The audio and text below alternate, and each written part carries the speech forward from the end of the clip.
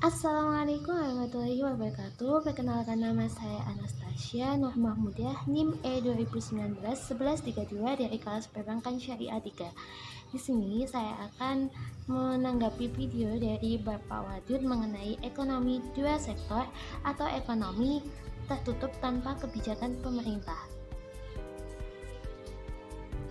Sebelum membahas ke ekonomi dua sektor, secara teoritis, ekonomi itu dibagi menjadi tiga. Yang pertama adalah ekonomi dua sektor, yang kedua adalah ekonomi tiga sektor, dan yang terakhir adalah ekonomi empat sektor. Nah, kali ini kita akan membahas ekonomi dua sektor. Apa sih ekonomi dua sektor atau ekonomi tertutup tanpa kebijakan pemerintah?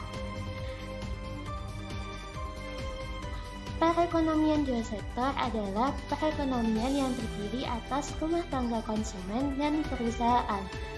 Ini merupakan bentuk paling sederhana dari analisis ekonomi makro mengenai penentuan tingkat kegiatan perekonomian suatu negara. Mengapa ekonomi dua sektor ini juga dinamakan ekonomi tertutup tanpa kebijakan pemerintah? Jadi, arti ekonomi tertutup ini masyarakat mengonsumsi dan masyarakat juga memproduksi. Jadi tidak ada campur tangan pemerintah sama sekali, baik dalam pemungutan pajak ataupun yang lainnya. Lanjut, kita akan membahas tentang diagram alir perekonomian dua sektor. Jadi, di diagram ini hanya terdapat dua interaksi saja, yaitu rumah tangga konsumen dan rumah tangga produsen atau perusahaan, dan tidak ada campur tangan pemerintah ataupun luar negeri.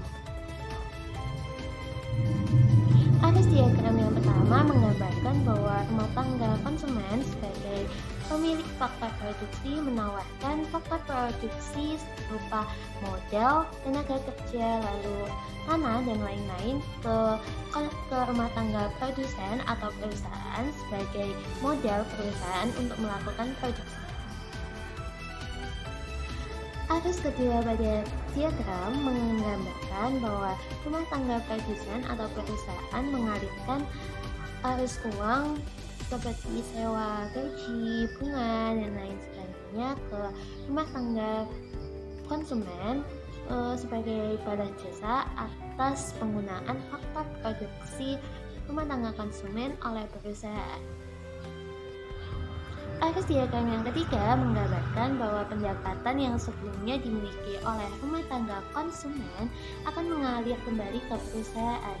Hal ini akan terus berlangsung selama rumah tangga konsumen memiliki pendapatan dan perusahaan masih berproduksi. Arus yang terakhir menggambarkan bahwa perusahaan mengalirkan barang dan jasa ke rumah tangga konsumen sebagai pemuas kebutuhannya. Barang dan jasa ini bisa disalurkan oleh perusahaan langsung atau lewat perantara seperti dagang dan lain sebagainya. Next, kita akan membahas mengenai aliran pendapatan dalam perekonomian dua sektor. Apa saja itu? Pertama, sektor perusahaan menggunakan faktor-faktor produksi yang dimiliki oleh rumah tangga. Yang kedua, pendapatan yang dimiliki oleh rumah tangga akan digunakan konsumsi. Yang ketiga, sisa pendapatan yang tidak digunakan oleh rumah tangga akan ditabung di institusi keuangan. Yang keempat, yaitu pengusaha yang ingin melakukan investasi dapat meminjam tabungan rumah tangga yang dikumpulkan oleh institusi keuangan. Lanjut ke pembahasan mengenai hubungan antara konsumsi dan tabungan. Sebelumnya, perhatikan tabel yang berada di samping. Dari tabel tersebut dapat disimpulkan bahwa yang pertama yaitu jika pendapatan rumah tangga itu rendah, maka rumah tangga akan mengambil tabungan masa lalu untuk membiayai dirinya. Yang kedua, jika pendapatan itu naik, maka pengeluaran konsumsi juga naik. Yang terakhir yaitu jika rumah tangga itu memiliki pendapatan yang cukup tinggi, maka rumah tangga akan menabung.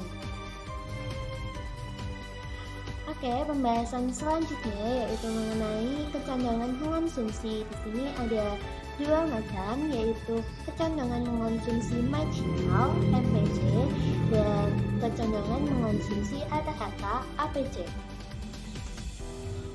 Yang pertama yaitu kecenderungan mengonsumsi marginal (MPC), yaitu perbandingan antara pertumbuhan konsumsi delta J dengan pertambahan income delta YD yang diperoleh. Rumus MPC sama dengan delta J dibagi delta YD. Yang kedua yaitu kecenderungan mengkonsumsi rata-rata APC, yaitu perbandingan di antara tingkat konsumsi J dengan tingkat disposable income YD. Rumus APC sama dengan C dibagi YD.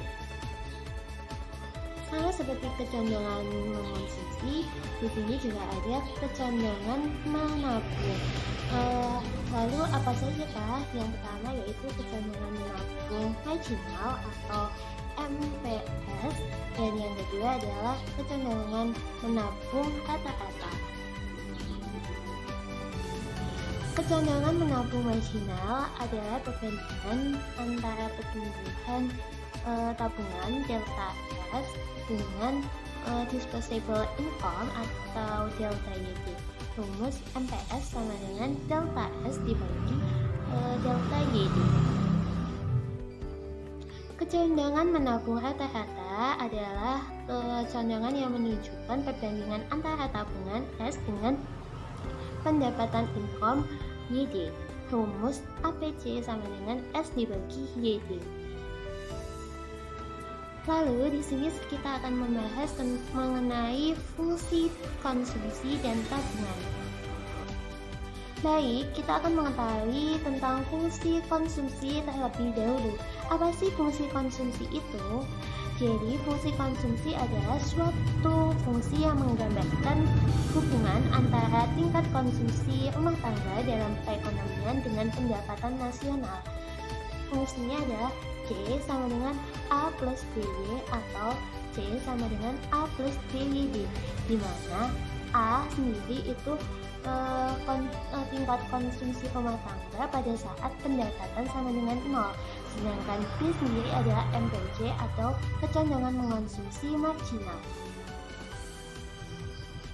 Sedangkan fungsi tabungan sendiri adalah fungsi yang menggambarkan sifat hubungan antara tingkat tabungan rumah tangga dalam perekonomian dengan pendapatan nasional.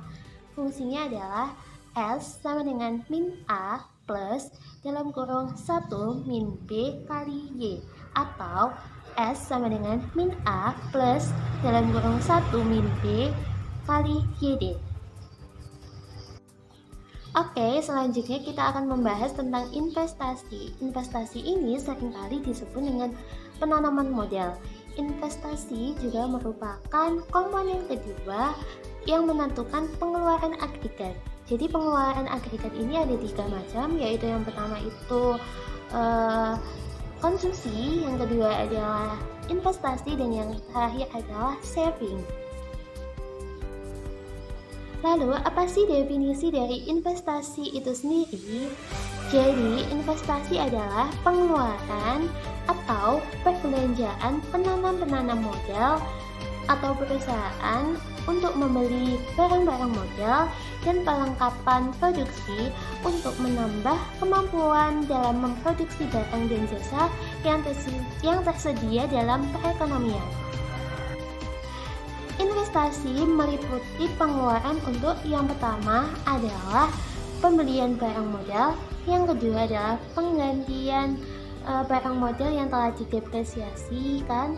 Maksud depresiasi ini adalah penggantian barang yang menyusut diganti dengan yang baru. Yang ketiga adalah pengeluaran untuk bangunan kantor, pabrik, dan lain-lain. Yang keempat adalah pertambahan nilai stok barang yang belum laku terjual. Jumlah investasi tersebut disebut investasi bruto, sedangkan investasi neto sendiri didapat dengan mengurangi investasi bruto dikurangi dengan depresiasi. Pembahasan selanjutnya adalah mengenai faktor penentu investasi. Yang pertama adalah tingkat keuntungan yang diramalkan akan diperoleh. Yang kedua adalah suku bunga. Jika suku bunga ini tinggi, investor akan cenderung investasi di bank. Namun jika suku bunga ini rendah, investor akan cenderung investasi di sektor real. Yang ketiga adalah ramalan keadaan ekonomi di masa yang akan datang atau di masa depan. Yang keempat yaitu kemajuan teknologi. Yang kelima yaitu tingkat pendapatan nasional dan perubahannya. Jika tingkat pendapatan nasionalnya itu tinggi, maka investor akan cenderung berinvestasi. Namun jika pendapatan nasional itu rendah, maka investor akan cenderung mengurangi investasi. Dan yang terakhir adalah keuntungan yang diperoleh perusahaan. Oke, lanjut kita akan membahas mengenai fungsi investasi. Apa sih fungsi investasi itu? Jadi fungsi investasi adalah fungsi yang menggambarkan hubungan antara tingkat investasi dan tingkat pendapatan nasional. Nah, fungsi investasi sendiri itu dibagi menjadi dua macam. Yang pertama adalah fungsi investasi otonomi, yaitu fungsi yang tidak terpengaruh oleh pendapat nasional. Jadi fungsi ini itu bersifat tetap. Lalu yang kedua adalah fungsi investasi terpengaruh. Jadi fungsi ini itu dipengaruhi oleh pendapatan nasional.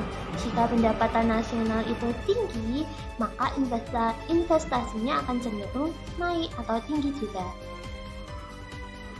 Sekian pemaparan dari saya, kurang lebihnya saya mohon maaf. Wabillahi taufiq wal hidayah. Wassalamualaikum warahmatullahi wabarakatuh.